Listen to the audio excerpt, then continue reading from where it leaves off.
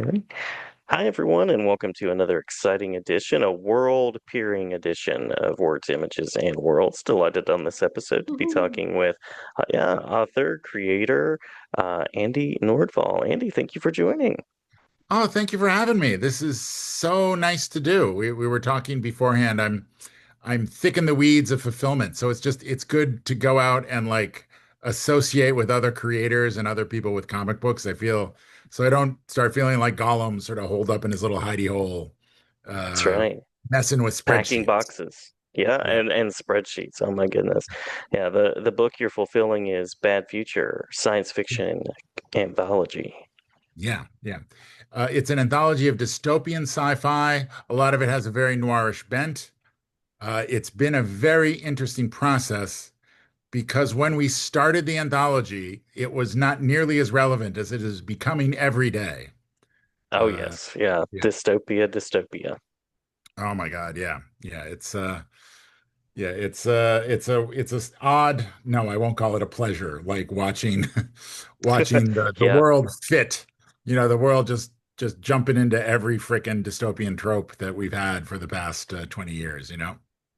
Yeah, yeah. I used to really dystopia is still like it's probably my favorite of the science fiction genres. But yeah, there is kind of that echo in life sometimes that makes me kind of reflect on it a little bit too, which I guess that's what literature should do. That's what stories Yeah. should do. So, but I still enjoy a good bit of dystopian science fiction is my go-to as a genre, really. I mean, it's kind of the origin. We tend to think, I think, because of the 50s and 60s and the new frontier in Star Trek, as science fiction as a genre that usually leans towards optimistic space exploration. But if you go Hmm. back, the first one's Frankenstein, cautionary tale. That's Uh, right. yeah, I guess War of the Worlds kind of a cautionary tale too. Uh, you Hmm. know, uh, Hmm. and even with film, Metropolis, maybe one of my favorite films, also Oh very yeah, dystopian. Yeah. So yeah, yeah. it's Some baked Fritz into the Lang. genre. Yeah. Yeah. What led you to comics to science fiction and to storytelling? Oh my gosh. Well, I mean, growing up is what got me into science fiction. Then for a long time, I was traveling in Asia and just doing like travel writing and weird opportunities that present themselves if you're a white person in Asia. And then I came back here and I studied screenwriting at UCLA, and that was a ton of fun. And I did to incredibly modest success, like screenwriting for a bunch of years. But it's funny, we just had a strike, but it was the last strike that totally like freaking killed me because I don't know. I support the guild, I support the union, and like we had to strike, even though every time there's a strike, the studio uses it to like trim the fat and like cut people out, and like it's impossible. Well, I shouldn't say impossible. People are always doing it, but it's much harder to get work after a strike just because everyone is like has like cut everything to, I don't know, maximize shareholder value. So post the last strike, I was wondering what the hell to do, and I got into writing kids' books and writing graphic novels. I even had one set up at Oni Press for a while, Hmm. Hmm. and then that went away. And it's funny because we've all been that first creator who sends off the one query letter to the one place, and then if they get rejected, they're depressed for a week. So Hmm. I'm not wagging my finger at anyone for that, but I'm happy to say I've gotten to the point where like the rejections just kind of fall out. That's the coin of the realm. But what really hurts is when you get close and then Oh no. yeah. And Hmm. and I was just talking to some people who are in the crowdfunding space, especially because like I'm in part of Los Angeles has a very active, very vibrant, very supportive indie comic community. And I was talking to some former screenwriters, some artists, but they were just talking about how should I put it? Get it out there, make it exist. It'll just drain your Hmm. soul to have these like ideas that you have on your hard drive or shelf. Just, make it. And there's such a reward to that. Both in that you have it, but I think it really forces you to grow both as a person and as an artist if you actually get into the nitty-gritty of physically producing something. Although Hmm. that said, oh my God, I'm so glad we have Kickstarter to facilitate that process. Agreed. Yeah. Yeah. What was the inception of this particular project? What drew you to put together Bad Future? Oh, well, it was a few things. Man, well, it's an anthology, so it comes from all these different things. Mm-hmm. One of them, oh God, what's Scott Lost's? Scott Lost is a Kickstarter. I think it's Accidental Aliens. He does anthologies, but I contributed to anthologies, but I've contributed to the ones where it's like 30 stories in one thing where it's a doorstop of the book. And man, if you can Mm-hmm. do that, hats off to you, but that just seems like way too massive. But Scott specialized in doing these little mini anthologies, and other people have done it where it's 3 or 4 people, but you wind up combining your fan bases, having more than one story. So you appeal to like hopefully a wider audience. And as a way to sort of get the ground moving or get the ground moving, get the ball rolling, that's the There you cliche, go. get the ball rolling in a way that is doable, but you can also scale up. So I wanted to do an anthology of like just 3 to 4, maybe 5 stories. And I'm trying to think. And I was floating a few of them around, but as you mentioned, dystopia, it's very popular. That's the one people gravitated to. They're like, no, that one, that Hmm. one. Uh, Hmm. Indeed. And my stories, it's 4 stories. 2 of them are by me, one of them is by Kaj Kunstman, and one of them is by Travis Webb. The two of mine, one of them, it's funny because it started out, and when did it start? It started out as a screenplay, then it was a pilot, and it got some weird attachments here and there. I could tell, I don't know if I'm allowed to say who was attached, even though nothing happened with it. Nothing happened with it. But I mean, it's about an aging corporate security agent who winds up being chased by his own clone. And what I Ah, liked about it is he's a person whose past is starting to catch up with him. And then suddenly his past is given physical form and is actually hunting him down. It's it's wow. I'm hoping emotionally it's we all sort of feel haunted by the person we used to be sometimes. Hmm. And I thought this was a way to like physicalize it in a way that was cool and sci-fi. And it was funny doing it as a comic because screenwriting is very much, how should I put it? It's just what you can see, it's just what you can hear. I Hmm. know we have voiceovers. We probably have more voiceovers than we need. I don't know. Some of the greatest movies of all time have voiceovers, but it can be a crutch. And I did go to film school, and one of the things they were saying is be careful about the voiceover. And I think it's because, how should I put it? It's a crutch. It's one of those things you use not to enhance the story, but so that you don't have to solve story problems yourself. But Uh-huh. it was Hmm. funny adapting it to a comic book because comic books now I think really do have that narration and the captions that show what the person is going through emotionally.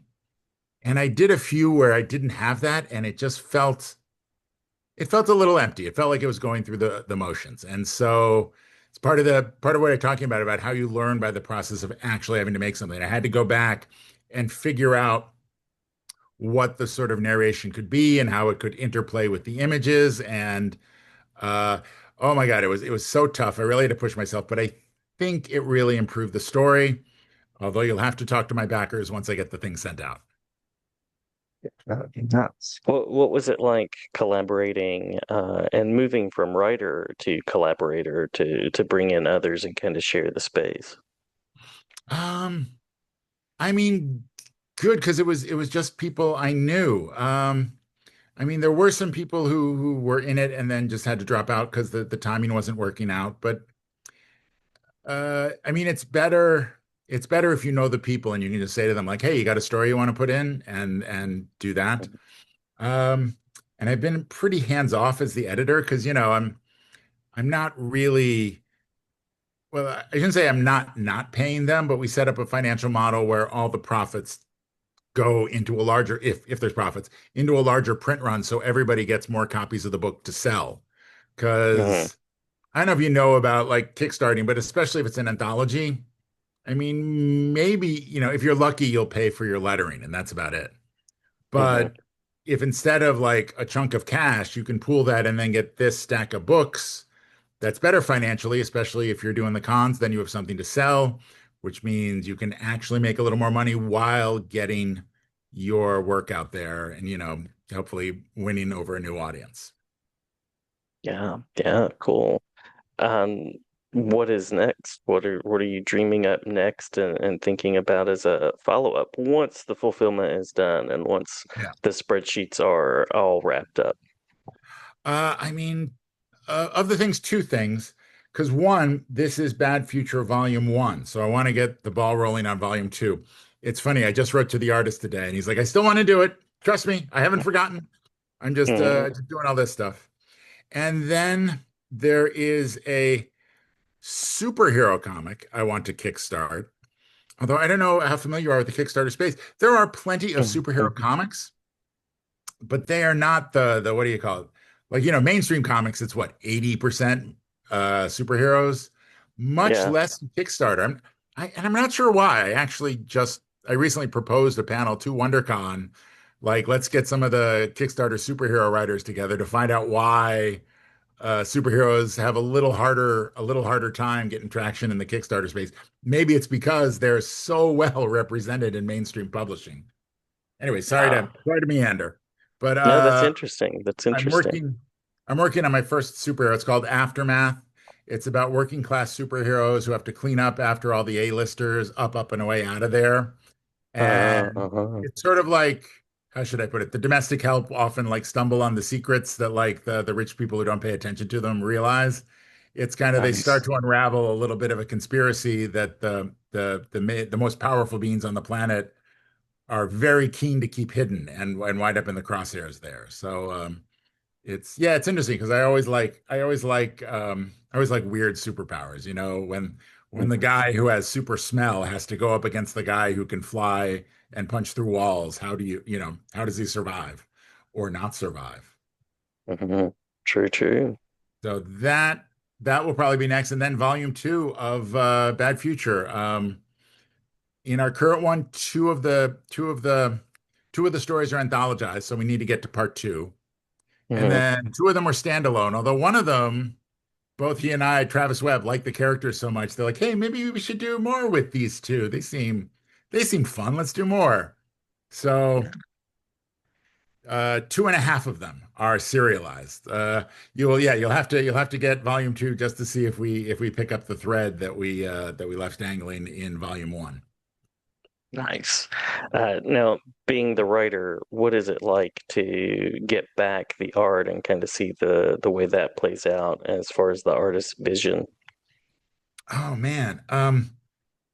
It's interesting and educational, like, man, because it's weird. You have to love the piece. You have to love the piece, or you're just not going to have the patience to go through all of the obstacles. And in loving it, or I shouldn't say you, I will sometimes get a very specific idea what it should look like. And then you Hmm. give it to the artist, who very talented, but not a mind reader. So guess what? It winds up looking different.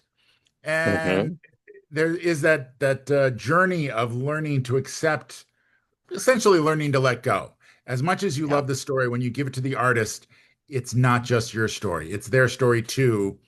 And you want them to bring their sensibility, their experience, their weird sort of whatever, the quirks, the things they like to do into the material to enhance Hmm. it, you know? Very true. Yeah. If I am a listener and I want to find out more, where are some places that I might go and do that? Okay, well, if you're a listener with internet access, basically I have all my links at andynordvall.com. Like I said, the we are between campaigns, but you can follow me on Kickstarter to get notifications whenever I launch something. Also, you can sign up for my Substack I don't know, if you want to find out what I'm watching on TV and get updates. And beyond that, let's see. A book I did with artist Don Wynn called Siren Song is still available on Amazon. It was an Amazon bestseller. The week it came out, we beat Star Wars and Legend of Zelda I mean, Nicely for like done. maybe 20 minutes, but still, But that was a great 20 minutes. yeah. Although, what was it? It was a Star Wars book on stormtroopers. Ah. So, yes, if you want a true testament to how stormtroopers just they can't beat anything, they couldn't beat our little indie published Amazon. It is a great book, though. It's illustrated novel, Siren Song. It's basically Clash of the Titans meets Pirates of the Caribbean. Uh, Nice. yeah. And always look for me at cons. I'm doing a lot of con panels, mostly the West Coast, but I don't know, at some point I should get back east anyways. It's where I'm from originally, so you know. Although man, it's frustrating. My brother lives in Kansas City. You're East Coast, right? Hmm. The big, I think Midwest or one of the big Midwest or middle of the country ones is Planet Comic Con. It's apparently a great show.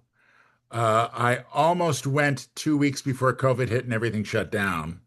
Oh, Uh, wow. Yeah. yeah, it's also, and if you're a Jason Aaron fan, he's from Kansas City, so it's a good chance to hang with Jason Aaron. No, I mean, like I said, I keep everything at andynordvall.com. It's just a list of links to all the other stuff. If you're really interested, you can follow me on Kickstarter, follow me on Blue Sky, or follow me on Substack. Trying to think of anything else. Oh, and a shout out for other people who are interested in learning to write comics. Three things that have been a big help for me is a Comic Experience Pro with Andy Mhm. Schmidt and I think Amal Hennessy, although he's had to step back because he's busy. And the Best Jacket Press Discord community. It's this writer, sort of a small writer named Scott Snyder. He's done some like indie characters Yeah. called Something. Batman, yeah, Yeah. Yeah. I hope Justice that League. takes off for him. Yeah. Yeah, that he's a good kid. I hope he makes. Anyways, joking. He has a Yeah. wonderful community where where he gives feedback and people support one another. Those have been two of the things that have been very helpful. Also, Comic Book Yeti is another mostly no, actually all over the country group of creators. That's one of the great things about comics and indie comics. A person at a con said it's the only form. It's the only form of art where I have yet to find any gatekeeping. I don't know why. Maybe because you got to get so many people together, but we just have gotten into the habit of like, oh, you want to do comics? Yeah, come on in. Here's everything I know. Yeah, it might be Cool. bullshit, but do what you want. And so yeah, just a shout out to the indie comics community, to Kickstarter, and yeah, keep an eye out. Keep an eye out on all the socials for whatever happens next. Sounds great. Well, many thanks, Andy. Looking forward to meeting you in person at some point as well at a show. And the invitation is always open if you want to come back. May the conversation continue. Oh, well, thank you so much. This has been a pleasure.